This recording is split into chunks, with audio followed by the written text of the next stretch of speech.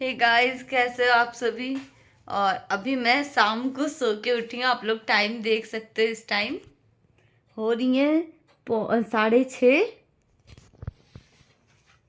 So guys, दोपहर में आज मैं बहुत देर तक सोई हूँ। और अभी मैं बना रही हूँ गर्मा गर्म चाय। थोड़ा मेरा माइंड फ्रेश होगा, उसके बाद मुझे कंघी भी करनी है। तो चाय तैयार हो चुकी है। और फिर आज मैंने सोचा चलो फुल नाइट स्टडी करते हैं यार। अब तो एग्ज़ाम में ज़्यादा टाइम है नहीं। तो चलिए स्टार्ट करते हैं। सबसे पहले चाय पी लेती हूँ फिर। तो मैंने इनको 1 कप चाय दी और उसके बाद मैंने अपनी चोटी बनाई और फिर मैं करने लगी पढ़ाई। तो आज मैं अभी तैयार कर रही हूँ करंट अफेयर, और ये दिसंबर महीने की है, क्योंकि कहा नहीं जा सकता ना कि कितने नंबर की करंट अफेयर आएगी। 10 नंबर के जीएस वाले पोर्शन में क्या पता 7-8 नंबर की करंट दे दें, या 2-3 नंबर की भी करंट अफेयर आ सकती है। बाकी जीएस भी अभी पढ़ना है, रिवाइज तो करना ही पड़ेगा थोड़ा बहुत, पर मैंने अभी पढ़ा नहीं है। तो आज दिसंबर मंथ की पूरी करंट अफेयर सिर्फ एक ही वीडियो से मैंने कंप्लीट की है, और इसे कंप्लीट करने में मुझे 2 घंटे से ज़्यादा टाइम लग गया, क्योंकि करंट अफेयर ज़्यादा था। और उसके अलावा मॉर्निंग में आज मैंने यूनिट 3 कंप्लीट कर ली थी, यूनिट 4 स्टार्ट कर दिया है पेडागोजी में। तो यूनिट 3 में जो भी स्कूल मेंटल हेल्थ और विविधता यानी कि डाइवर्सिटी वगैरह था, ये सब तो कंप्लीट हो चुका है। बट यूनिट 4 में स्कूल ऑर्गेनाइजेशन एंड लीडरशिप है, तो ये नया वर्ड था मेरे लिए, मैं इसे भी सर्च करके पढ़ रही थी। इसके बाद हम लोग करे थे डिनर, और आज के डिनर में तहरी और टमाटर की चटनी, बाकी सलाद वगैरह। सो गाइस, तहरी बहुत ही टेस्टी थी। गाइस, खाना खाने के बाद हम लोग वॉक करने आए हैं शाम को। आज मौसम सही है, थोड़ा धुंध वगैरह नहीं है। तो हम लोगों ने सोचा चलो वॉक ही कर लेते हैं। फिर चलते हैं रूम में, थोड़ा दिमाग भी शांत हो जाएगा। बैठ के पढ़ाई कर करके बोर हो जाता है आदमी।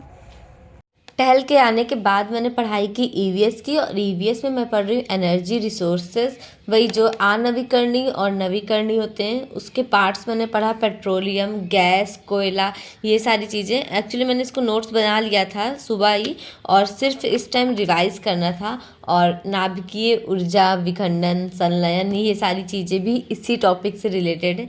तो ये सारी चीज़ें भी आएंगी। केवल 5 जो वो लाइन लिखी हुई है ईवीएस के सिलेबस में, उससे भी आगे हम लोगों को पढ़ना है, क्योंकि कहा नहीं जा सकता ना कि क्या क्या क्वेश्चन आ रहे हैं, और लेवल भी थोड़ा इसका हाई रहेगा। तो मुझसे जितना हो सकता है मैंने अच्छा कर रहे की कोशिश करी कि मैं पूरे पूरे टॉपिक को कवर करूं। और हाँ, हरित गृह प्रभाव वगैरह भी अभी के लिए इसमें इम्पोर्टेंट है।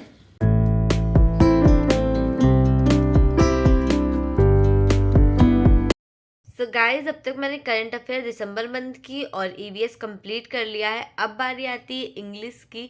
तो इंग्लिश में मुझे आज पैसेज पढ़ना है थोड़ा बहुत, कि पैसेज की प्रैक्टिस हो जाए एक बार। और उसके साथ में नरेशन पढ़ूंगी। तो नरेशन कंफर्म नहीं है कि आएंगे और कितने क्वेश्चन आएंगे उसके, तो देखते हैं। बट थोड़े बहुत आ सकते हैं, तो ज़्यादा नहीं डीप में पढ़ना है, बट थोड़ा सा नरेशन तो पढ़ना ही पड़ेगा। तो अब स्टार्ट करती हूँ मैं इंग्लिश। ओके। सो गाइज, मैं पैसेज कर रही हूँ रानी मैम से, और उसी से इंग्लिश की प्रैक्टिस करूँगी। रानी मैम बहुत अच्छी टीचर है, जो कि अनअकैडमी पे भी पढ़ाती हैं। तो उनका मुझे काफ़ी ज़्यादा समझ में आता है। तो चलिए पहले उन्हीं के देख लेते हैं ट्रिक। पैसेज करना तो आसान होता है, बट जो ट्रिक होती है ना, वो थोड़ी अलग होती है। क्योंकि कुछ लोग पहले पूरा पैसेज को रीड करते हैं, उसके बाद क्वेश्चन देखते हैं। बट मैं ऐसा नहीं करती। मैं पहले क्वेश्चन पढ़ लेती हूँ, उसके बाद में जो उससे रिलेटेड वर्ड जहाँ पे मुझे पैसेज में दिखता है, तो उसको मैं सॉल्व करती हूँ। इससे टाइम की भी थोड़ी बचत होती है, और पता चल जाता है। बाकी जो टाइटल, यानी कि क्वेश्चन में पूछता नहीं कि इस पैसेज को क्या टाइटल आप देना चाहोगे, और 3-4 ऑप्शन में जो टाइटल के नाम रहते हैं, उस क्वेश्चन को सॉल्व करने के लिए पूरा एक बार पैसेज अच्छे से पढ़ना पड़ता है, फिर करना पड़ता है। और उसके अलावा वोकैब्स वगैरह भी आएगी पैसेज में। तो देखते हैं उसको मैं कैसे पढ़ रही हूँ। चलिए मैं आपको बताती हूँ। अब तक तो डेट कंफर्म हो ही गई होगी सभी को। 21 तारीख से लेकर के 28 तारीख तक का है फरवरी में एग्ज़ाम हम लोगों का। तो उसके अकॉर्डिंग प्रिपरेशन अभी बहुत ही कम हो रही है, क्योंकि सिलेबस कंप्लीट नहीं हो पाया अभी तक मेरा। और मैंने ये सोच के रखा है कि जो जो मुझे आता है बस उसको अब अच्छे से कवर करूँगी, बाकी मॉक टेस्ट लगाते रहेंगे। इंग्लिश में मैंने conjunction, preposition and narration 3 topic complete कर लिए हैं। फिर पैसेज में थोड़ा डाउट था, और वो कैब्स का भी था कि वो कैब तो मैं भूल जाती हूँ याद कर करके। तो इसीलिए मुझे थोड़ा अच्छे से पढ़ना था और इन्होंने वाकई में अच्छा पढ़ाया है, जैसे कि मैंने सोच के रखा था कि हाँ मैम बहुत सही पढ़ाती हैं।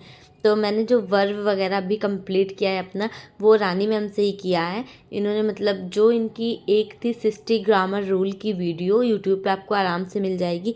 पहले मैंने उस वीडियो को कंप्लीट किया क्योंकि उसके बाद में मुझे ना अच्छे से ग्रामर के एरर सॉल्व होने लग गए। तो सबसे पहले आप लोग भी उस रूल को ज़रूर पढ़िएगा एक बार। सो गाइस, पैसेज ख़त्म करने के बाद मैं वोकैब्स पढ़ रही हूँ। 50 वोकैब्स मेरी हो चुकी थी और बाकी अब मुझे पढ़ना है। तो आज मैं टोटल 50 और पढ़ूँगी और उसके बाद टोटल 100 का रिवीजन करूँगी। ये मैं पढ़ चुकी हूँ बट मैं सब भूल चुकी हूँ इसीलिए। सो गाइज, अब बारी आती है मुझे साइकोलॉजी पढ़ने की और इसमें मैंने यूनिट 1, 3, 4 एंड 5 कंप्लीट कर लिया है। यूनिट 2 अभी तक नहीं पढ़ा था क्योंकि बहुत ही ज़्यादा सिलेबस है उसमें और टोटल मिला के सारे तो 13 चैप्टर आ रहे हैं, बट मैंने अभी छोड़ दिया है यूनिट 2 को और आज मैं उसको कंप्लीट करूँगी। यूनिट 2 में सबसे बड़ी बात क्या है कि कुछ चीज़ें जो हमने पहले पढ़ रखा है सीटेट के लिए वो सारी, जैसे जीन पियाजे, लेवी-गोत्स्की, इन सब के सिद्धांत वगैरह आएंगे तो वो हम पढ़ चुके हैं। इसलिए मैंने उसको सोचा चलो जो जो नया चीज़ है वो पढ़ते, लीडरशिप वगैरह। तो ये सारी चीज़ें मैंने कंप्लीट कर ली और मैंने मेरी कॉपी में नोट्स अच्छे से बना ली है। और अभी मुझे रिवीजन करना है नेशनल पॉलिसी फॉर आईसीटी 2012 का। तो ये सारी चीज़ें मुझे रिवाइज करनी क्योंकि मैंने नोट्स बना ली और अगर पढ़ूँ ना तो केवल लिख लिख के इतनी सारी कॉपी भरती जा रही है और फिर टाइम नहीं मिलता है मुझे बाद में रिवाइज करने का। तो आप लोग भी कोशिश करिए कि एक बार जब भी नोट्स कंप्लीट हो जाए एक टॉपिक, उसके बाद उसको रिवाइज करिए, उससे आपको याद रहेगा। मैं तो भूल जाती हूँ बहुत ही जल्दी, ये प्रॉब्लम है। बाकी जो कुछ भी था शिक्षण अधिगम से रिलेटेड वो सब भी हम पढ़ चुके। बस यूनिट 2 की टेंशन है और ज़्यादा दिन है नहीं हमारे पास, जिसमें से जीन पियाजे वगैरह के सिद्धांत उसे हटा देंगे। उसके अलावा जो एक्स्ट्रा चीज़ें आती हैं वो ज़रूर करना है मुझे।